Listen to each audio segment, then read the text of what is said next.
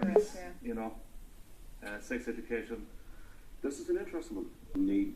Both boys and girls need to grow up with a realistic and a common sense approach towards sex. And it's not just the mechanics and the biology, but it's the emotions and all the really interesting grey stuff that surrounds the whole thing.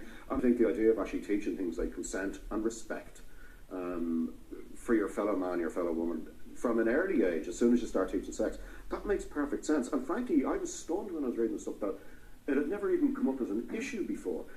There's a massive confusion between the genders. People don't know what their roles are. But also parents don't know what's involved in sex education in schools. They have no idea what schools are teaching. Totally. But I mean, I do think that when it comes down to it, if you can get around to actually having a child, you have a vague handle on how the process works. And if you're going to have a kid, if you're going to raise a kid, the least you can do is actually take the prime responsibility. Of basics. I do think of an obligation to kind of pass on their own moral framework of what they want to their children, and the idea of should be parents or teachers, though. Do you think it should be? It has to start when they're very young.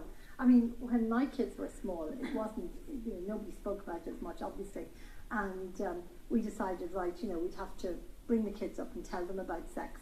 And what age would you start, actually, Lauren? I started when they were about 2 or 3 years old. Yeah, my husband totally chickened out. He wouldn't do it.